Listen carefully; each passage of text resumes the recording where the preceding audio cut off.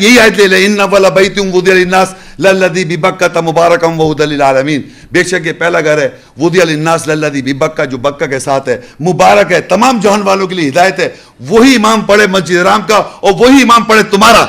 اور پھر تم اس کے آگے رکوع کرو، سجدہ کرو اور کہو کہ وہاں 360 بت تھے، ننگے طواف ہو رہے تھے، تو تم کیا بلیو کر رہے ہو اس کو؟ تم بلیو نہیں کر رہے، تم بلیو نہیں کر رہے ہو،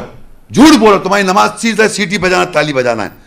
تو جبھی تو کہتے ہیں نماز کا طریقہ نہیں ہے قرآن میں، خود پتہ ہی نہیں نماز تو پتہ ہی نہیں کیا ہے، کہ آپ کو خود ہی نہیں معلوم ہے، تو پوچھتے پھر رہے ہیں لوگوں سے قرآن میں نماز کا طریقہ، یہ ایسے نعوذ باللہ حقارت کی نگاہ سے دیکھ کے بات کرتا ہے وہ شخص، کہتا ہے قرآن میں نماز کا طریقہ نہیں ہے۔ نماز کا طریقہ باقاعدہ واضح طور پہ ایک ورڈ کے اندر دے دیا اللہ نے، مقام ابراہیم مصلی کر لو۔ آپ اپوزیشن میں کھڑے ہو گئے تو اللہ کہتا ہے وما کان الصلاۃ من البیت الا مقام و تصدیہ، تمہاری صلاۃ سوائے سیٹی بجا تالی بجانا ہے۔ بسم اللہ الرحمن الرحیم۔ محترم ناظرین، آپ نے محمد شیخ اس کی گفتگو سماعت فرمائی، اس میں کیونکہ یہ منکر حدیث ہے، صرف قرآن ہی کو سب کچھ سمجھتا ہے اور حدیث کو نہیں مانتا، تو جب ان سے منکرین حدیث سے لوگ یہ سوال کرتے ہیں کہ اچھا الزامی طور پر کہ بتاؤ اگر قرآن میں سب کچھ ہے تو پھر نماز کا کیا طریقہ ہے؟ نماز کے جو طریقہ ہے وہ نماز کا طریقہ آپ ہمیں قرآن سے پورا کا پورا دکھا دیں۔ اب حضرت نے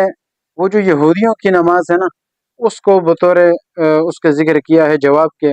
کہ ان کی نماز یہ تھی کہ وما کان صلاتهم عند البیت الا مکاء و تصدیہ، کہ ان کی نماز بیت اللہ کے پاس یہ ہوتی تھی کہ سیٹیاں بجانا اور تالیاں، تو یہ سیٹیاں بجانا اور تالیاں بجانا یہ ان کی نماز تھی۔ تو انہوں نے کہا کہ دیکھو ایک ہی لفظ میں نماز کا ذکر آ گیا۔ تو یہ اتنا جاہلانہ اور احمقانہ سوال ہے، جواب ہے کہ چھوٹے سے چھوٹا بچہ بھی اس بات کو سمجھ سکتا ہے کہ یہ اس کا جواب نہیں ہے۔ جب سوال کیا جاتا ہے کہ بھئی حدیث کے مطابق تو ہمیں نماز کی پوری تفصیل ملتی ہے کہ کتنے رکعات ہے، کتنی نمازیں ہیں، اور ہر نماز میں یعنی سلام کیسے پھیرنا ہے، رکوع کیسے کرنا ہے، سجدہ کیسے کرنا ہے، یہ پورا طریقہ ہمیں ملتا ہے۔ لیکن دوسری طرف جب نماز کا حکم قرآن میں صرف اتنا ہے اقیموا الصلاۃ، نماز قائم کرو، تو سوال یہ کیا جاتا ہے کہ نماز کی پوری تفصیل تو احادیث میں، اگر آپ حدیث کو نہیں مانتے تو پھر نماز سے پورا طریقہ دکھاؤ نا، یعنی اقیموا الصلاۃ پر آپ کس طریقے سے عمل کرو گے؟ تو اس کا جواب ان کے پاس نہیں ہے، اور اس نے یہ کہا ہے کہ یہ یہودیوں کی نماز انہوں نے پیش کی ہے، تو یہ بیوقوفی والی بات ہے۔